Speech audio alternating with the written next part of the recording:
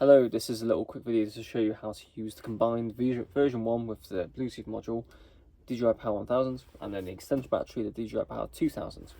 And in conjunction with that, I've got the combined car solar charger from DJI in this corner over here that is providing power from mains, from the car battery, and from solar. The solar panels you can see here, I'm not going to take it out because it's the whole thing.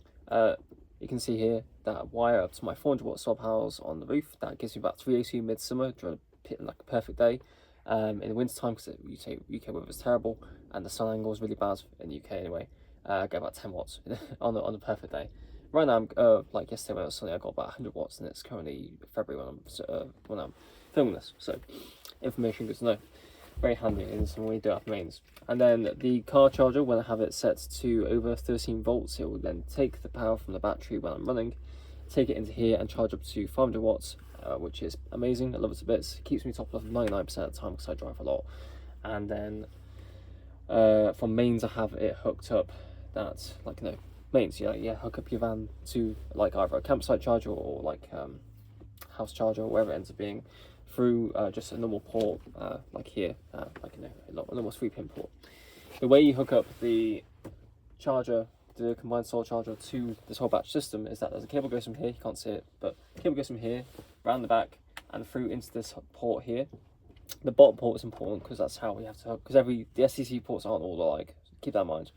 That's going to the bottom port from the charger, and then from the extension battery to the main one, version 1, you have to take this big thick cable that came with the unit into the top port here. It's important that's the top port because one, the way this is shaped, it won't allow you to put this on top because of the geometry.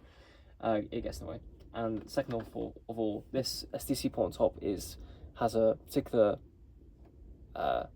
it's the same shape, but I'm assuming it's a software issue. Maybe it's just like a power issue where how it's wired internally, but only this one can take the extension battery. This one has to take the Bluetooth module, so it's manageable. It's a bit of a pain in the ass to like hook it up properly to make sure it all works out neatly, but once you got it working, it works amazingly. Just have to deal with all the mess of wires, which is a universal thing of life anyway. I hate wires. And that's how you wire the whole unit up. And it's once you work out your cable management situation, it works flawlessly. When I installed this, it worked out. I went on a few camping trips with it, and I've not had a single problem with it. Important to note, by the way, is that when you buy the extension battery, you'll have the option to buy along with it a wall mount. Now, I don't think I'll be able to show you it, but it's basically an L bracket that screws into the 2 side screws on both units. It comes in with it, and what I've done with that is just screwed them in here. I'll try and show you. I'm sorry, it's going to be a bad angle. If you can see it in here, there is just these two brass nuts there. They connect to these L brackets that screw directly into the power station. So I don't drill a hole into a power station. That comes with it. It's a threaded mount that's included with the unit. So, but ends up very very secure. I don't have to worry about strapping these in or anything. I want to get a second one because they can go on the other side too. There's mounts on both sides of it. I just use the central one, and neither am I going anywhere, so I don't have to worry about that too much. Initially, if you want about thermals, during midsummer in UK, it can get up to about outside maybe 28 degrees, 30 degrees. Inside, however, in van that's insulated, meant for winter, it can get very, very warm in here, up to 35. I had it one day. The power stations don't much mind that at all. However, if you're doing that and if you're running 100, few hundred watts, it's fine. However, if you're doing that and you're also running 1,000 watts, 2,000 watts at this power station, which is the max current output this can take, I think, it will get uncomfortably warm and will give you a temperature warning. So I experimented so you don't have to. So just FYI, that's it. It's just not really a limitation of the DJI systems. It's just power lithium-ion battery systems anyway. That's how they are. They can't, like humans, they don't like things too hot. And when imagine you're running on a hot day, you wouldn't like either. So same situation really. Keep that in mind. You can add initially I had them, you can't see it, but in the top cupboard with fans, and it was enclosed. I found it's better for convenience for them to be lower down and then open air. So that's what I've done there. There you go. If you have any questions in the comments, please do ask. I will answer it best I can. It's an excellent system. I've not had any issues at all. I've had until recently a Blue Yeti tiny little 233 watt one for my old camper van, but I had that replaced 3 times on warranty, which was nice. But they always had issues with their charging ports or the cells were unbalanced and they weren't able to hold much more than 20% of a charge. It was a whole thing. Had this for about almost a year now, a little bit, no, yeah, about a year. I've not had a single issue, not even had to contact support, so it's been amazing. Very good quality support, quality control from DJI on their part. I recommend it. It is expensive. Like this unit, when it came out, which when I got it, it was like 600 quid. Now we can guess what's sale for like the version 2, which doesn't need the Bluetooth module. You can get it for like 350, 400 I saw on sale at one point.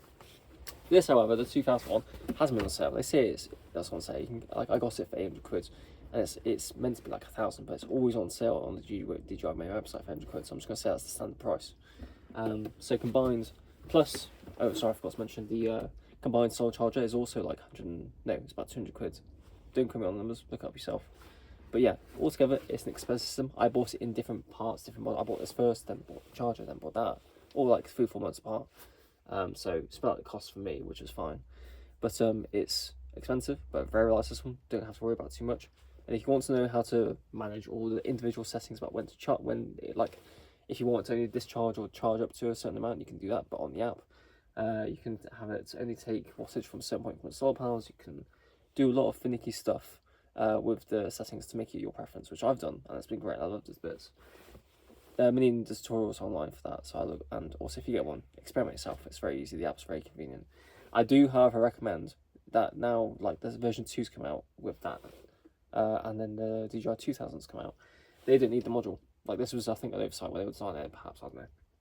But the newer ones don't need the module, so you have that full port free to use as other accessories you can get on the DJI website, which are useful for all kinds of bits and bobs.